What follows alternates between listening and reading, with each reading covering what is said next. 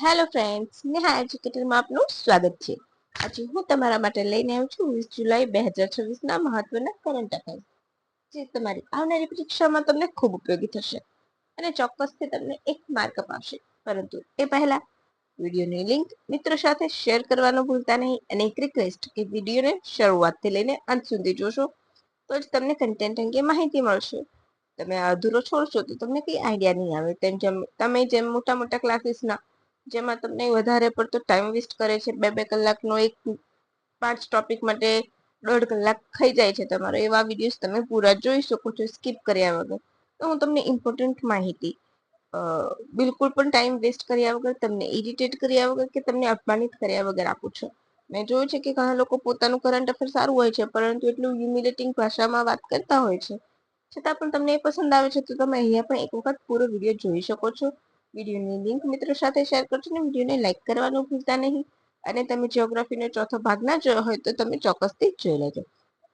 તો ચાલો હવે બિલકુલ પણ સમય બગાડ્યા વગર આપણે આજના પ્રથમ પ્રશ્ન તરફ આગળ વધી જઈશું.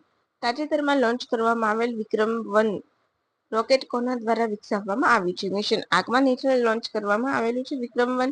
તમને સૌને ખ્યાલ છે આપણા સારાભાઈ વિક્રમ સારાભાઈના નામ ઉપર રાખવામાં આવ્યું છે. તો કોના દ્વારા ડેવલપ કરવામાં આવ્યું છે? ઇસરો, સ્કાયરૂટ સ્પેસ, નાસા કે સ્પેસએક્સ? બોલો શું જવાબ આવશે? તો અહીં આપણો જવાબ આવશે ઓપ્શન બી, સ્કાયરૂટ એરોસ્પેસ. વિડીયોની પીડીએફમાં તમને બધું જ મળી જશે, રાઈટ આન્સર સાથે. હવે આગમન મિશન હેઠળ વિક્રમ-1 ને આંધ્રપ્રદેશના હરિકોટા સ્થિત શ્રી સતીશ ધવન સ્પેસ સેન્ટર ખાતેથી લોન્ચ કરવામાં આવ્યું છે. સફળતાપૂર્વક લોન્ચ થઈ ચૂક્યું છે. સહયોગી સંસ્થા કઈ છે? તો ઇન્સ્પેસ અને ઇસરો. ઇસરો એને મદદ કરશે, રાઈટ, લોન્ચિંગ કરવામાં.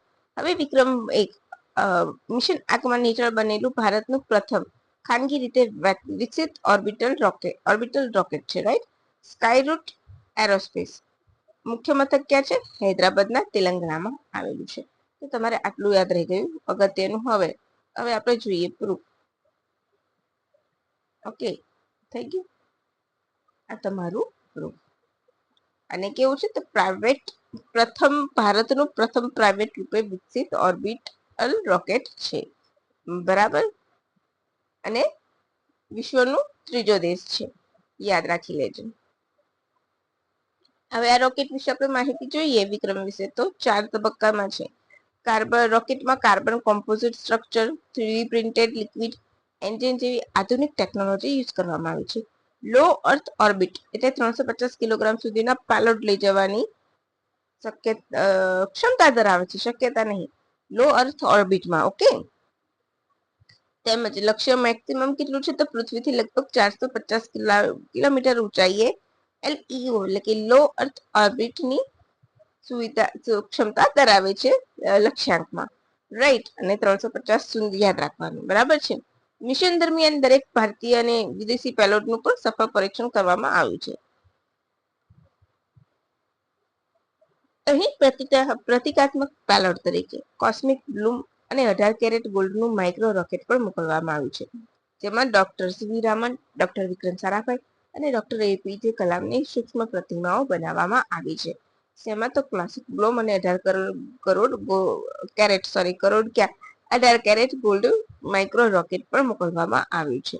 યાદ રાખજો આ બે નામ બરાબર છે. ઇનસ્પેસ, તો ઇનસ્પેસ શું છે?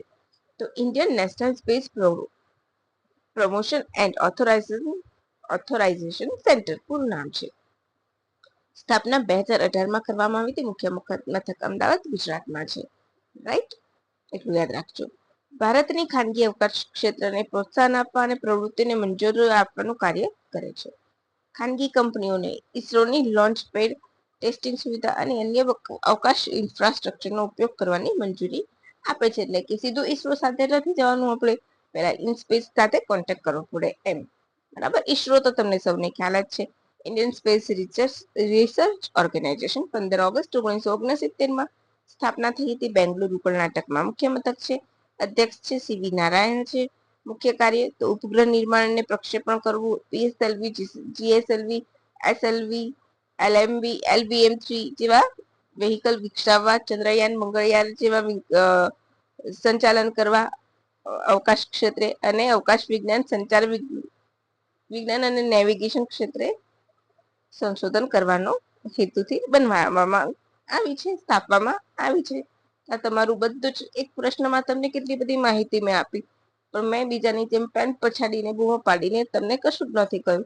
અમુક માણસો હોય છે કે જે આમ પેન બોર્ડ ઉપર મૂકશે, પછાડશે અને જોર જોરથી ઘાટા પડીને તમને કહેશે કે મારું સ્પેશિયલ હું તમને આપું છું. મેં તમને એવું કંઈ જ નથી કહ્યું. ચલો નેક્સ્ટ ક્વેશ્ચન તરફ વધીશું. વર્ષ 2024 માટેના 72માં રાષ્ટ્રીય પુરસ્કારોમાં શ્રેષ્ઠ ફીચર ફિલ્મનો પુરસ્કાર કઈ ફિલ્મને મળ્યો છે?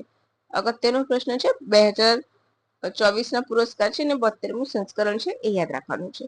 અને કઈ ફિલ્મને મળ્યું છે? આર્ટિકલ 370, ચંદુ ચેમ્પિયન, ભંગાર કે એક પણ નહીં. હવે આ બધી એવોર્ડ્સ વિનિંગ ફિલ્મ છે. કેમ? તો હું તમને વન બાય વન કરાવી દઈશ. અહીંયા આવશે આપણો જવાબ આર્ટિકલ 370, રાઈટ. 2024 માટે 72માં રાષ્ટ્રીય ફિલ્મ પુરસ્કારમાં આર્ટિકલ 370ને શ્રેષ્ઠ ફીચર ફિલ્મનો એવોર્ડ આપવામાં આવ્યો છે. આ ફિલ્મને સુવર્ણ કમલ એવોર્ડ મળશે. તમને યાદ રાખવાનું છે કે સુવર્ણ કમલ હેઠળ 3 લાખ આપવામાં આવે છે અને રજત કમલ હેઠળ 2 લાખ રૂપિયાની ધનરાશિ હોય છે. નોન ફીચર ફિલ્મ ભંગાર છે. તો તમારું ક્લિયર ફીચર ફિલ્મ કઈ છે? તો 370 નોન ફીચર ભંગાર. બાળ ફિલ્મ તરીકે 35 ચિન્ના કથા કાદુ તામિલ ફિલ્મ છે, એ પણ સુવર્ણ એવોર્ડ મેળવનાર ફિલ્મ છે. 72મું સંસ્કરણ છે તો થઈ ગઈ. યામી ગૌતમ હિરોઈન તરીકે બેસ્ટ એક્ટ્રેસ તરીકે તેમને આર્ટિકલ 370 માટે પણ આપવામાં આવ્યું છે, જ્યારે બેસ્ટ એક્ટર તરીકે કાર્તિક આર્યનને ચંદુ ચેમ્પિયન માટે અને મમ્મૂટીને બ્રહ્મયુગમ માટે આપવામાં આવ્યું છે. ક્લિયર થઈ ગયું. અને આપણી શ્રેષ્ઠ ગુજરાતી ફિલ્મ કઈ છે? તો મારણને શ્રેષ્ઠ ગુજરાતી ફિલ્મ તરીકે 72માં નેશનલ ફિલ્મ એવોર્ડમાં નવાજવામાં આવી છે, ભાષાકીય ફિલ્મોમાં, રાઈટ. તમારે તો આપણે ગુજરાતની તો ચોક્કસથી યાદ રાખવી પડે. અચ્છા, અધ્યક્ષ કોણ હતા ફીચર ફિલ્મ જ્યુરીના? તો શ્રી જયરાજ. ક્લિયર. આટલું ઇનફ છે, આનાથી વધારે તમારે બહાર કરવાનું નથી. મેં વિડીયોઝમાં હું બીજા બધા તમારા માટે ફોટા મૂકત તો બધા હીરો હિરોઈનના અલગ અલગ રીતે થઈને પીડીએફ ખૂબ મોટી થઈ જાત, એટલે મેં તમને જે ઇમ્પોર્ટન્ટ પોઈન્ટ છે લિખિતમાં એ આપી દીધા છે. આનાથી વધારે ડિટેલમાં કોઈ કરવાની જરૂર નથી. હવે ભારતની પ્રથમ રેલવે હાઇડ્રોજન રિફ્યુઅલિંગ સુવિધા ક્યાં સ્થાપિત કરવામાં આવી છે? Option A Jind, B Rewari, C Sonipat, D Haryana. બોલો. તો અહીં આપણો જવાબ આવશે ઓપ્શન એ જીંદ. ભારતીય રેલવે ભારતની પ્રથમ hydrogen fuel cell train Jind Sonipat route પર શરૂ કરશે. ક્લિયર થઈ ગયું. રૂટ આપણો પ્રથમ ટ્રેન છે એટલે ખૂબ અગત્યનું છે. આ ક્વેશ્ચન તમારી આવનારી કોઈ પણ પરીક્ષામાં ચોક્કસથી આવશે. કેમ? તો જ્યારે પણ પ્રથમ હોય છે એ હંમેશા ઇમ્પોર્ટન્ટ બની જાય છે. તો આને તમારે 7 સ્ટાર લગાવી દેવાના છે. ચાલો આગળ વધીશું. સૌથી વધુ ક્ષમતા ધરાવતી હાઇડ્રોજન પેસેન્જર ટ્રેન છે. 10 કોચ છે એમાં, બરાબર છે. 2600 પેસેન્જરની સુવિધા ધરાવે છે. વિશ્વની મોટાભાગની હાઇડ્રોજન ટ્રેનમાં 2 થી 4 કોચ હોય છે, જ્યારે અહીંયા આપણે કેટલા 10 કોચ છે. રૂટની લંબાઈ કેટલી રહેશે? તો 89 કિલોમીટર. ઓપરેશન સક્ષમતા ઝડપ કેટલી છે? તો 75 કિલોમીટર પર અવર. અને ડિઝાઇન મેક્સિમમ કેટલી કરવામાં આવે છે? 110 કિલોમીટર. આપણે બંને યાદ રાખવાની છે. ટ્રેનમાં વિશેષતા શું છે? તો ટ્રેનમાં કાર્બનનું ઉત્સર્જન થશે, તો આમાં નહીં થાય, માત્ર પાણીની વરાળ જ ઉત્પન્ન થશે. જીંદ ખાતે ભારતનું પ્રથમ અને સૌથી મોટું રેલવે હાઇડ્રોજન રિફ્યુઅલિંગ સ્ટેશન ડેવલપ કરવામાં આવશે. અહીં હાઇડ્રોજનનું ઉત્પાદન, સંગ્રહ, કમ્પ્રેશન, રિફ્યુઅલિંગની વ્યવસ્થા છે. ટ્રેન સંપૂર્ણપણે સ્વદેશી ટેકનોલોજીથી બનાવવામાં આવી છે. અહીંયા તમારું પ્રૂફ. બરાબર ને? આ શું કરશે? તો વીજળી ઉત્પન્ન કરશે. RDSO research design and standard organisation દ્વારા મંજૂરી આપવામાં આવી છે. ICF માં કોચ ડિઝાઇન થાય છે. ઇન્ટિગ્રલ કોચ ફેક્ટરી ચેન્નાઈ ખાતે, રાઈટ. પછી મેગા સર્વો ડ્રાઇવ્સ ટ્રેનનું ઇન્ટિગ્રેશન કરવામાં આવ્યું છે એના દ્વારા.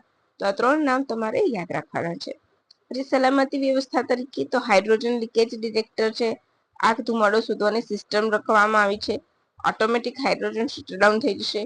સતત વેન્ટિલેશન સિસ્ટમ છે, મલ્ટી લેયર સેફ્ટી સિસ્ટમ છે.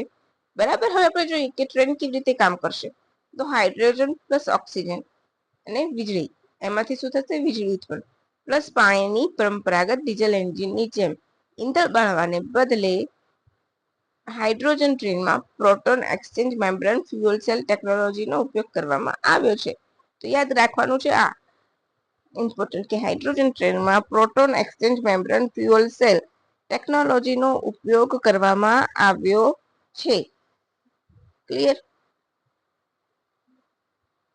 ટ્રેનના સિલિન્ડરમાં સંગ્રહિત હાઇડ્રોજન હવામાં રહેલા ઓક્સિજન સાથે ફ્યુઅલ સેલમાં રાસાયણિક પ્રક્રિયા કરે છે.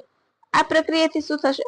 વીજળી ઉત્પન્ન થશે અને ટ્રેનના ટ્રેક્શનને મોટરને ચલાવશે ને પૈડાને ગતિ આપશે. આટલી ઇમ્પોર્ટન્ટ વસ્તુઓ છે, યાદ રાખી લેવાની છે. આ 100% વિધાન વાક્યમાં તમારું પૂછાવાની શક્યતા છે. આ પ્રક્રિયામાં કોઈ દહન થતું નથી, કોઈ ધુમાડો ઉત્પન્ન થતો નથી અને કાર્બનનું ઉત્સર્જન થતું નથી. પ્રક્રિયાની એક સીધી ઉપજ પાણીની વરાળ અને ગરમી છે. બરાબર છે. ઇકો કેવી છે? તો પર્યાવરણ મિત્ર છે ટ્રેન કહેવામાં આવે છે. ઝીરો ટ્રાઇપલ એમિશન ટ્રેન માનવામાં આવે છે. વરાળ પ્લસ ગરમી. ક્લિયર થઈ ગયું? આ એનું બીજું પ્રૂફ કેવી રીતે કામ કરશે. હવે નવો પ્રશ્ન. દર વર્ષે 20 જુલાઈના રોજ કયો દિવસ ઉજવવામાં આવે છે? Option A international day for chess, option B moon day, option C nationalisation day bank અને ઓપ્શન ડી, એ અને બી બંને. તો અહીં આપણો જવાબ આવશે ઓપ્શન ડી, એ અને બી બંને. ઇન્ટરનેશનલ ડે ફોર ચેસ અને ઇન્ટરનેશનલ મૂન ડે 20 જુલાઈના રોજ ઉજવાય છે. આપણે જોઈશું દર વર્ષે 20 જુલાઈના રોજ ઇન્ટરનેશનલ ચેસ ડે ઉજવાય છે. કેમ? તો આ જ દિવસે 1924માં ફિડે એટલે કે ઇન્ટરનેશનલ ચેસ ફેડરેશનની સ્થાપના કરવામાં આવી હતી. જેના દ્વારા એટલે આ દિવસ ઉજવવામાં આવે છે. સૌપ્રથમ યુનેસ્કો દ્વારા ઉજવવામાં આવ્યો હતો અને યુએનસીએ દ્વારા વૈશ્વિક રૂપે 2019માં તેને માન્યતા આપવામાં આવી. સ્વિટ્ઝરલેન્ડમાં મુખ્ય મથક છે ફિડેનું લુઝાને ખાતે. પ્રમુખ છે અત્યારે આર્કાડી દાર્કોવિચ. આપણે ચેસ તો આપણે એને શું કહીએ છીએ? ચતુરંગ, રાઈટ? શતરંજ. તો શતરંજની ઉત્પત્તિ ભારતમાં થઈ હતી એવું કહેવામાં આવે છે. ક્યાં? તો મણિપુર ખાતે એવું કહેવાય છે, રાઈટ? ભારતના પ્રથમ ચેસ ગ્રાન્ડ માસ્ટર કોણ છે? વિશ્વનાથ આનંદ. અને એમને રાજીવ ગાંધી ખેલ રત્ન એવોર્ડ, જેને અત્યારે ધ્યાનચંદ નામ આપવામાં આવ્યું છે, એવોર્ડ મેળવનાર પ્રથમ વ્યક્તિ હતા. ભારતના સૌથી યુવા વિશ્વ ચેમ્પિયન ખેલાડી કોણ છે? તો ડી ગુકેશ. 20 જુલાઈ ઇન્ટરનેશનલ મૂન ડે ઉજવાય છે. કેમ? પ્રથમ વખત 2020માં ઉજવવામાં આવ્યો હતો. કેમ? તો આ જ દિવસે 1969માં પ્રથમ વખત ચંદ્ર ઉપર પગ મૂકવામાં આવ્યો હતો, એની યાદમાં ઉજવાય છે. એપોલો 11 મિશનની સફળતાના કારણે, રાઈટ? હવે એપોલોમાં કયા અવકાશયાત્રી હતા? તો નીલ આર્મસ્ટ્રોંગ, ચંદ્ર પર પગ મૂકનાર પ્રથમ વ્યક્તિ. પછી બઝ એલ્ડ્રિન, ચંદ્ર ઉપર પગ મૂકનાર બીજા વ્યક્તિ. અને એ સિવાય માઇકલ કોલિન્સ કમાન્ડ મોડ્યુલમાં ચંદ્રની કક્ષામાં રહ્યા. ભારત, હવે ચંદ્રની વાત નીકળે છે તો આપણે ભારતના મૂન મિશન પર જોઈ લઈએ, ફોકસ કરી લઈએ. ચંદ્રયાન પ્રથમ 2008માં લોન્ચ કરવામાં આવ્યું હતું. Satish Dhawan, right? PSLV C11 દ્વારા હેતુ ચંદ્રની સપાટીનો અભ્યાસ કરવો, ખનિજોની ઓળખ કરવી, ચંદ્રના નકશા બનાવવા, પાણીના અણુઓની શોધ કરવી. મૂન ઇમ્પેક્ટ પ્રોબ દ્વારા માહિતી મળવા આપવામાં આવી છે. આના દ્વારા ભારતનું પ્રથમ ચંદ્ર મિશન હતું. 11 વૈજ્ઞાનિક ઉપકરણો પેલોડ્સ હતા. ચંદ્રયાન 2 2019માં લોન્ચ કરવામાં આવ્યું હતું GSLV MK3 દ્વારા, જેને આપણે શું કહીએ છીએ? LVM-3M1 દ્વારા ઓળખીએ છીએ. ઓર્બિટર હતું, વિક્રમ લેન્ડર અને પ્રજ્ઞાન રોવર સામેલ હતા, જો કે નિષ્ફળ ગયું હતું. બરાબર છે. દક્ષિણ ધ્રુવ પર ઉતરણ કરવાનું હતું. પાણી, ખનિજ, ચંદ્રની આંતરિક રચના અભ્યાસ કરવો. વિક્રમ લેન્ડર હાર્ડ લેન્ડિંગ થયું અને રોવર કાર્ય કરી શક્યું નહીં, એટલે કે ક્રેશ થયું હતું. ઓર્બિટર આજે પણ કાર્ય કરે છે. પછી આવશે ચંદ્રયાન 3, સફળતાપૂર્વક લોન્ચ થયું હતું અને એની સાથે ભારત વિશ્વનો કયા નંબરનો દેશ બન્યો હતો? તો વિશ્વનો ચોથો દેશ બન્યો હતો અને દક્ષિણ ધ્રુવ પર ઉતરણ કરનાર પ્રથમ દેશ બન્યો હતો. બરાબર છે. LVM-3M4 દ્વારા લોન્ચિંગ 23 ઓગસ્ટ 2023 ના રોજ લોન્ચ, એટલા માટે 23 ઓગસ્ટ ના રોજ લોન્ચ થયું હતું, રાઈટ? ઉતરણ દક્ષિણ ધ્રુવ પર કર્યું હતું. ચંદ્રયાન 3 જે દિવસે ચંદ્રની દક્ષિણ બાજુ ઉતરણ કર્યું એ દિવસને ભારતમાં રાષ્ટ્રીય સ્પેસ દિવસ તરીકે ઉજવવામાં આવે છે. ક્લિયર થઈ ગયું? 4 ઓક્ટોબર થી 10 ઓક્ટોબર વર્લ્ડ સ્પેસ વીક. પછી ચંદ્રના ઉત્તરણની આપણે ભારતે અલગ અલગ નામ આપ્યા છે. તે જવાહર પોઈન્ટ. ચંદ્રયાન 1 નું મૂન ઇમ્પેક્ટ પ્રોબ ઉતર્યું હતું પંડિત જવાહરલાલ નહેરુની જન્મ જયંતિએ. આપણા ભારતના પ્રથમ માનનીય સ્વર્ગીય ભૂતપૂર્વ વડાપ્રધાન કે જેમણે ઈસરોની નીંવ મૂકવામાં મદદ કરી હતી. એમણે જે કર્યું છે એ તમે વિચારી પણ ના શકો એમના કામ. આ નામ ભારતના ભૂતપૂર્વ રાષ્ટ્રપતિ એવા સ્વર્ગીય એપીજે કલામ દ્વારા જવાહર પોઈન્ટ નામ સૂચવ્યું હતું અને એમની પોતાની બુકમાં લખેલું છે. આ વાક્ય હું નથી કહેતી. નહેરુજી ભારતીય અવકાશમાં યોગદાન માટે આ નામ સૂચવ્યું હતું. ચંદ્રયાન 2 ત્યાં ક્રેશ થયું હતું અને ત્રિરંગા પોઈન્ટ નામ આપવામાં આવ્યું છે. અને 3 જે સ્થળે લેન્ડિંગ થયું તે સ્થળને શિવશક્તિ પોઈન્ટ નામ આપવામાં આવ્યું છે. 19 જુલાઈ તો બેંક નેશનલિઝમ ડે એટલે કે પ્રથમ વખત બેંકોનું રાષ્ટ્રીયકરણ કરવામાં આવ્યું હતું 1969. હવે જો કેટલી બધી આ ઘટનાઓ બની હતી 1969 જ, રાઈટ. ભારતમાં કોણ હતા એમણે? વડાપ્રધાન ઇન્દિરા ગાંધી. મુખ્ય હેતુ ગ્રામીણ વિસ્તારોમાં બેન્કિંગ સેવા પહોંચાડવી, ખેડૂતોને નાના ઉદ્યોગોને ધિરાણ આપવું, નાણાકીય સમાવેશન કરવું. બરાબર, આ બધા એના હેતુ હતા. આ તમારું પ્રૂફ, રાઈટ. ચાલો હવે નેક્સ્ટ પ્રશ્ન અને છેલ્લો પ્રશ્ન તાજેતરમાં ઇમ્પોર્ટન્ટ છે, 7 સ્ટાર લગાવજો. તાજેતરમાં ચર્ચામાં રહેલી પરિવર્તન યોજના કયા મંત્રાલય દ્વારા શરૂ કરવામાં આવી છે? માર્ગ પરિવહન રાજમાર્ગ મંત્રાલય, પર્યાવરણ અને વન જળવાયુ મંત્રાલય, આવાસ અને શહેરી કાર્ય મંત્રાલય કે ભારે ઉદ્યોગ મંત્રાલય? તો અહીં આપણો જવાબ આવશે આવાસ અને શહેરી મંત્રાલય. હવે આમાં યાદ રાખવાનું છે programme for accelerate renewal and incentivization vehicle assets for reducing transport air pollution and network emission. પૂરું નામ યાદ રાખી લેવાનું છે. યોજનાનું લોન્ચિંગ તો આવાસ શહેરી મંત્રાલય, અમલીકરણ માર્ગ પરિવહન મંત્રાલય. બંને યાદ રાખજો, બંનેમાં ડિફરન્સ છે તો યાદ રાખજો. નાણાકીય સહાય રાષ્ટ્રીય રાજધાની ક્ષેત્ર આયોજન બોર્ડ દ્વારા ક્યાં ચાલુ થશે? તો દિલ્હી એનસીઆર ના જૂના અને વધુ પ્રદૂષણ ફેલાવતા ટ્રક બસોને BSV5 VI એટલે 6 બરાબર 6 અથવા ઈવી માં બદલવાની યોજના. બરાબર, VI એટલે 6, V એટલે 5 ને I એટલે 1 છે, એક 1 છે એટલે 6, 1 પ્લસ 5 પ્લસ 1 6, રાઈટ. કુલ ખર્ચ 9.585 કરોડ થશે. સરકાર સહાય આપશે કેન્દ્રમાંથી 5 કરોડ જેટલી, 5041 કરોડની. આ યોજના દિલ્હી એનસીઆર વિસ્તાર, હરિયાણા, ઉત્તર પ્રદેશ અને રાજસ્થાનમાં લાગુ થશે. હેતુ શું છે? તો વાયુ પ્રદૂષણ ઘટાડવું, જૂના ટ્રક બસોને બદલવા, સ્વચ્છ પરિવહનને પ્રોત્સાહન આપવાનું છે અને હરિત અને સ્વસ્થ એનસીઆર નું નિર્માણ કરવાનું છે. આ તમારું પ્રૂફ, બરાબર. આ યોજનાનો લાભ લેનારા લાભાર્થીને મોટર વાહન કરમાં રાહત, નોંધણી ફીમાં સંપૂર્ણ છૂટ, વાહનોના લોન પર 5% વ્યાજ, સબસિડી, OEM દ્વારા ઓછામાં ઓછી 8% ડિસ્કાઉન્ટ, ડીઝલ સીએનજી વાહનમાં બદલવા માસિક ઇંધણ voucher, certificate of deposit trading સુવિધા, એ બધું આપવામાં આવશે. OEM શું છે? તો ઓરિજિનલ ઇક્વિપમેન્ટ મેન્યુફેક્ચર એટલે કે મૂળ વાહન ઉત્પાદન કંપની છે. ક્લિયર થઈ ગયું? તો બસ ફ્રેન્ડ્સ, આ 5 પ્રશ્નો તમને ખૂબ અગત્યના છે, લાગે છે નાના, પરંતુ જ્યારે તમે જોશો પ્રીવિયસ હમણાંથી એક્ઝામમાં તો મેં તમને જે કરાવ્યું છે એમાંથી કમ્પ્લીટલી આવે છે. તો પ્લીઝ ફ્રેન્ડ્સ, વિડીયોની લિંક મિત્રો સાથે શેર કરવાનું ભૂલતા નહીં. વિડીયો ગમ્યો હોય તો લાઈક કરવાનું ભૂલતા નહીં. વિડીયોની PDF ડાઉનલોડ કરવાનું ભૂલતા નહીં. અને thank you for watching my video and have a good day friends. By.